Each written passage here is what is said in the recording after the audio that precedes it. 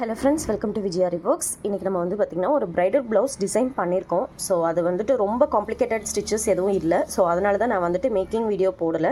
Just explain பண்ணாலே உங்களுக்கு ஓரளவுக்கு அண்டர்ஸ்டாண்ட் ஆகிடும்.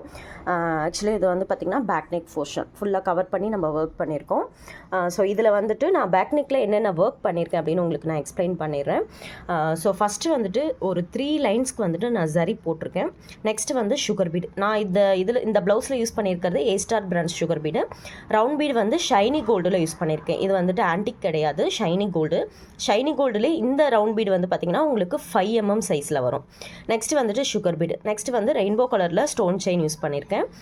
நெக்ஸ்ட் வந்து பார்த்திங்கன்னா உங்களுக்கு இந்த சுகர் பீடும் உங்களுக்கு A-Star பிராண்ட் தான். நெக்ஸ்ட்டு ரவுண்ட் பீடை வந்துட்டு ரேண்டமாக, அதாவது தள்ளி தள்ளி ஸ்டிச் பண்ணியிருக்கேன். எப்படின்னா ஃபஸ்ட்டு இங்கே round bead 4 mm once stitch பண்ணிவிட்டு எம்டியாக 2 செயின் போட்டுட்டு அதுக்கப்புறமா அடுத்த 3வது செயினுக்கு தான் நான் வந்து பார்த்திங்கன்னா அடுத்த ரவுண்ட் பீடு வச்சுருக்கேன்.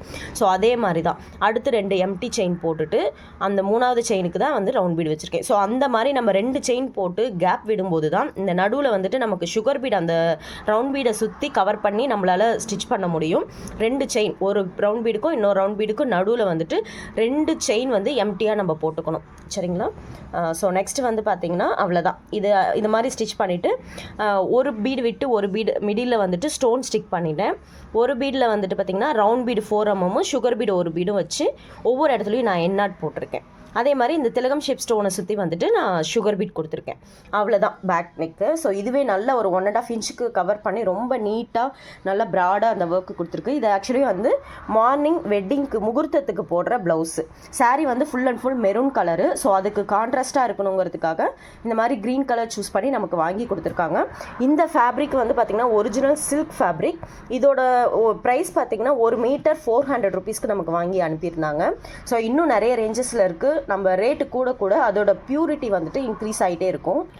ஸோ நல்ல குவாலிட்டியான சில்க் காட்டன் மெட்டீரியல்ஸ் வந்து ஃப்ரம் 120 நமக்கு கிடைக்க ஆரம்பிக்குது. ஸோ அதுக்கு மேலே ரேட் ஏற வந்து பார்த்திங்கன்னா அந்த த்ரெட்டோட குவாலிட்டி வந்து இன்க்ரீஸ் ஆகிக்கிட்டே இருக்கும். ஸோ இப்போ இது வந்து 400 rupees 1 மீட்டர் இந்த கிளாத்து. ஸோ அதனால் இது ரொம்ப கொஞ்சம் நல்லா ஒரிஜினலாக ஒரு மாதிரி காட்டன் பேஸ்டாக இருந்துச்சு. பட் லுக் வைஸ் வந்து பார்த்திங்கன்னா ஒரு மாதிரி சில்க் பேஸ்டு கிளாத் மாதிரி நமக்கு நல்லா இருக்கும். ஒர்க் பண்ணுறதுக்கு ரொம்ப ஈஸியாக இருந்தது. அந்த 120 ரூபி கிளாத்தில் வந்துட்டு கொஞ்சம் நீடியில் உள்ளே விடும்போதெல்லாம் நமக்கு வந்துட்டு ரொம்ப கொஞ்சம் சிரமமாக ஃபீல் பண்ணுவோம். பட் அது ரெகுலராக பண்ண நமக்கு சரியாயிடும். பட் இந்த கிளாத்தில் ஒர்க் பண்ணும்போது ரொம்ப சாஃப்டாக நீடில் உள்ளே போயிட்டு வந்துச்சு. ஸோ ரொம்பவே ஒர்க் பண்ணுறதுக்கு ஈஸியாக இருந்தது. நெக்ஸ்ட் வந்து பாடி போர்ஷனில் வந்துட்டு புட்டாஸ் கேட்டிருந்தாங்க. ஸோ அதில் வந்துட்டு திலகம் ஸ்டோன் வச்சுட்டு அதை சுற்றி சுகர் பீட், அவ்வளோதான். ஏன்னா அங்கே அதிகம் கேப் இல்லை. ஸோ அவங்களுக்கு வந்துட்டு நல்லா நெக்கோட டீப் வந்து பார்த்திங்கன்னா 9 inch. சின்ன பொண்ணு தான், அதனால தான். ஸோ இருந்த கேப்பில் நான் அரேஞ்ச் பண்ணி ஸ்டோன் வச்சு பீடை சுற்றி ஒர்க் பண்ணிட்டேன்.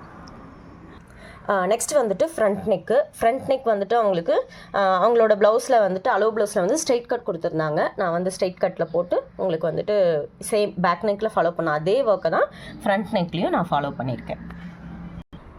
நெக்ஸ்ட் வந்து பார்த்திங்கன்னா ஸ்லீவ் ஃபுல்லாக அந்த எல்போ லென்த் வரைக்கும் இருக்க ஸ்லீவ் ஃபுல்லாக கவர் பண்ணி நமக்கு ஒர்க் பண்ண சொல்லிட்டாங்க. ஸோ அதுக்கேற்ற மாதிரி நம்ம அளவு ப்ளவுஸ் வச்சு மார்க் பண்ணிவிட்டு நம்ம ஒர்க் ஸ்டார்ட் பண்ணிட்டோம். ஸ்லீவோட ஃபஸ்ட்டு எட்ஜ் பார்டரில் வந்துட்டு நம்ம பேக் நெக்கில் ஃபாலோ பண்ண அதே ஸ்டிச்சஸ் தான் நான் வந்து பார்த்திங்கன்னா இதில் ஃபாலோ பண்ணியிருக்கேன். அதுக்கு அடுத்து இந்த பார்டரை ஃபினிஷ் பண்ணிவிட்டு இதுக்கு மேலே ஒரு 4 inch வந்துட்டு மேலே ஒரு லைன் போட்டுட்டு ஸ்கொயர் பாக்ஸஸ், ஃபார் எக்ஸாம்பிளுக்கு இந்த மிடில் சென்டர் லைன் இருக்கும் பார்த்தீங்களா, ஸ்லீவோட சென்டர் லைனு, இதில் இருந்து இந்த பக்கம் 1 inch ஸ்ப்ளிட் பண்ணி ஃபஸ்ட்டு வெர்டிக்கலாக ஒரு லைன் போட்டு ஹரிசாண்டலாக ஒரு லைன் போட்டுட்டு அதுக்கப்புறம் இங்கேருந்து 1 inch வந்துட்டு கால்குலேட் பண்ணிவிட்டு இப்படி வெர்டிக்கலாக லைன்ஸ் போட்டுட்டு அதுக்கப்புறமா டைமண்ட் பாக்ஸஸ் அந்த எட்ஜஸ் எல்லாம் ஜாயின் பண்ணுற இடத்துல கிராஸாக நம்ம லைன் போட்டு கிராஸாக கட் பண்ணும்போது நமக்கு இந்த டைமண்ட் பாக்ஸஸ் கிடைக்கும். ஸோ 1 inchக்கு நம்ம ஸ்கொயர் பாக்ஸஸ் போடும்போது நமக்கு 1/2 inchக்கு வந்து பார்த்திங்கன்னா இந்த டைமண்ட் பாக்ஸஸ் கிடைக்கும். ஓகேங்களா? ஸோ இந்த மாதிரி ஒரு பாதி ஸ்லீவ் போர்ஷனில் வந்துட்டு இந்த மாதிரி குட்டி செக்குடு போர்ஷன் வந்துட்டு சுகர் பீட் கொடுத்து நடுவில் வந்துட்டு ரவுண்ட் பீடு 4 mm நான் ஸ்டிச் பண்ணியிருக்கேன். நெக்ஸ்ட் வந்து பார்த்திங்கன்னா இந்த எட்ஜுக்கும் இந்த போர்ஷனுக்கும் மிடில் ஒரு கட் மாதிரி வரணும் இல்லைங்களா, அதுக்காக சுகர் பீடும் ஸ்டோன் செயினும் சுகர் பீடும் நான் கொடுத்துருக்கேன். ஓகேங்களா?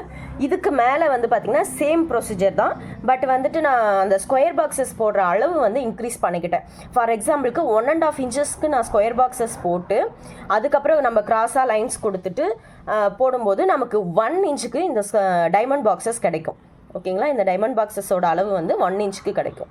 ஓகேங்களா. ஸோ அந்த மாதிரி பண்ணிவிட்டு சுகர் பீட் எல்லாமே நம்ம அந்த லைன்ஸில் ஃபில் பண்ணிவிட்டு அந்த 2 சுகர் பீடு 2 லைனும் வந்துட்டு உங்களுக்கு ஜாயின் ஆகிற இடத்துல வந்து round bead 4 mm sugar bead அதை வச்சு 4 சைடும் வந்துட்டு நான் ஒவ்வொரு இடத்துலையும் எண்ணாட் போட்டு தான் ஸ்டிச் பண்ணியிருக்கேன். நெக்ஸ்ட்டு மிடில் இருக்க கேப்பில் வந்துட்டு பார்த்தீங்கன்னா ரவுண்ட் பீடு உங்களுக்கு 5 mm வச்சுட்டு சுற்றி சுகர் பீட் கொடுத்துட்டு அடுத்தது வந்து பார்த்திங்கன்னா ரவுண்ட் பீட் 4 mm ஒரு சுகர் பீட் அதை வச்சு அந்த அரும்பு மாதிரி ஒரு எஃபெக்டில் ஸ்டிச் பண்ணியாச்சு. ஸோ நமக்கு வந்து ப்ரைடும் இதே மாதிரி தான் சேம் பிக்சர் அனுப்பி இதே மாதிரி வேணும்னு சொல்லியிருந்தாங்க. கீழே ஹேங்கிங்ஸ் இருந்துச்சு, பட் அவங்க எனக்கு ஹேங்கிங்ஸ் வேண்டான்னு சொல்லிட்டாங்க. ஸோ இவ்வளோ தான் ஸ்லீவ் போர்ஷன். ஸோ பார்த்துக்கோங்க. ஸோ ஓரளவுக்கு நான் எக்ஸ்பிளைன் பண்ணதுலேயே உங்களுக்கு அண்டர்ஸ்டாண்ட் ஆகிருக்கும்னு நினைக்கிறேன். Thank you so much. So next ஸ்லீவும் நான் இந்த சைடு ஃபினிஷ் பண்ணி வச்சுருக்கேன். ஸோ அதே சேம் பேட்டர்ன் தான். ஸோ இந்த மாதிரி மார்க்கிங்க்கு எல்லாமே நம்ம வந்து ட்ரேசிங் பேப்பர் யூஸ் பண்ணி அதில் வந்துட்டு ஃபஸ்ட்டு செக்ஸ் போட்டு அதுக்கப்புறமா நம்ம வந்துட்டு கெரோசினோ இல்லை பின் ஹோல் பண்ணிவிட்டு இந்த ட்ரேசிங் பவுடர் யூஸ் பண்ணியோ இல்லை வந்து கார்பன் ஷீட் யூஸ் பண்ணியோ நம்ம ட்ரேஸ் பண்ணிகிட்ருப்போம். ஸோ அதெல்லாம் அவாய்ட் பண்ணுறதுக்கு தான் நான் இந்த டிப்ஸு. நான் டைரெக்டாக ப்ளவுஸை வந்துட்டு ஃப்ரேமில் ஃபிக்ஸ் பண்ணிவிட்டு இந்த பாக்ஸஸ் எல்லாமே நானே போட்டுக்கிட்டேன்.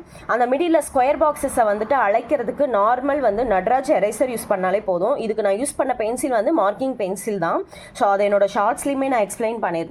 ஸோ இதே தான் லைட்டாக இருக்கிறத இப்போ நம்ம இன்னும் கொஞ்சம் லைட்டாக தெரியுதுன்னு நம்ம ஃபீல் பண்ணுற இடத்துல திரும்பவும் வந்து பார்த்திங்கன்னா இந்த மாதிரி ஃபிங்கர் வச்சு அந்த எரேசர் வச்சு அழைச்சோம்னா நமக்கு அந்த மார்க்கிங் எல்லாமே போயிடும். ஸோ ரொம்பவே நமக்கு நீட்டாக ஒர்க் வந்துருச்சு. ஸோ உங்களுக்கு இந்த வீடியோ ரொம்ப யூஸ்ஃபுல்லாக இருக்கும்னு நினைக்கிறேன். Thank you so much.